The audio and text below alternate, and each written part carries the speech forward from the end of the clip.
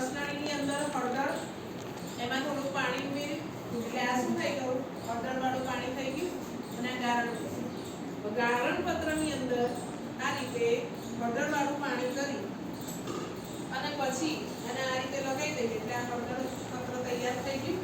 હવે આ હળદર પત્ર એસિડ સાથે અને બેઝ સાથે શું પ્રક્રિયા કરે છે તો જો આ ધોવાનો સોડા છે કપડા ધોવાનો પાવડર એટલે ધોવાનો સોડા જ્યારે આવી રીતે હળદર પત્ર ઉપર નાખવામાં આવે ત્યારે તેનો રંગ પરિવર્તન બતાવે છે।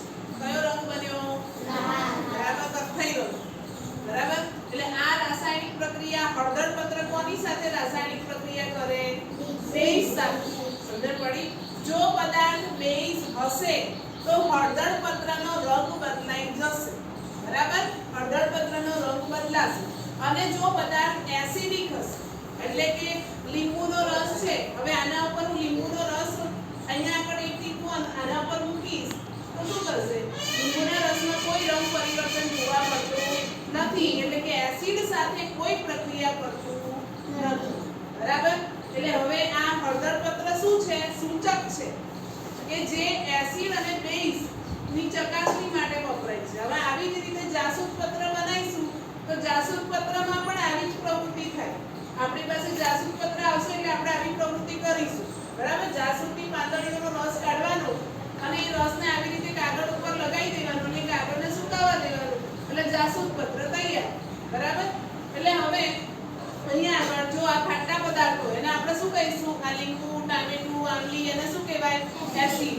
પછી કપડા ધોવાનો એની અંદર શું હોય ધોવાનો સોડા પછી ખાવાનો સોડા પછી એ સિવાય સોડિયમ કાર્બોનેટ સોડિયમ બાયકાર્બોનેટ આ બધું શેમાં આવશે બેઝમાં આવશે। પછી આ મીઠું છે એ શેમાં આવશે ક્ષારમાં આવશે અને અહીંયા આગળ સૂચકમાં હળદર પત્ર જાસૂદ પત્ર પછી અહીંયા ફિનોલ્ફથેલિન મિથિલિન બ્લુ આ બધા શું છે સૂચકો છે બરાબર। પરીક્ષામાં પૂછાય કે સૂચકો કયા કયા છે તો હળદર પત્ર જાસૂદ પત્ર ફિનોલ્ફથેલિન મિથિલિન બ્લુ નો રંગ કયો છે બોલો વાદળી બરાબર ઘટ્ટો। પછી જો આ છે લિટમસ ભૂરું લિટમસ પત્ર છે બરાબર કયું છે ભૂરું લિટમસ પત્ર એસિડનો રંગ પરિવર્તન કરે છે એટલે કે એસિડ અહીંયા આગળ જો પદાર્થ એસિડ હશે તો ભૂરા લિટમસ પત્રને લાલ બનાવે છે અને જો પદાર્થ બેઝ હશે એટલે આ બેઝ હશે તો એ લાલ લિટમસ પત્રને ભૂરું બનાવે છે એટલે લાલનો રંગ વાદળી થઈ જશે એટલે આ આખું નાખીએ ને અંદર એટલે એનો રંગ કેવો થઈ જાય વાદળી થઈ જાય અને ભૂરું એસિડની અંદર નાખીશું તો ભૂરાના બદલે કયો રંગ થઈ જશે લાલ થઈ જશે એટલે રંગ પરિવર્તન સૂચવે છે બરાબર। એટલે આ બંને કયા રંગના લિટમસ પત્ર છે ભૂરું અને લાલ। ભૂરું લિટમસ પત્ર કોની સાથે પ્રક્રિયા બતાવે એસિડ સાથે અને લાલ લિટમસ પત્ર કોની સાથે પ્રક્રિયા દર્શાવે બેઝ સાથે બરાબર। બોલો હવે ખ્યાલ આવી ગયો।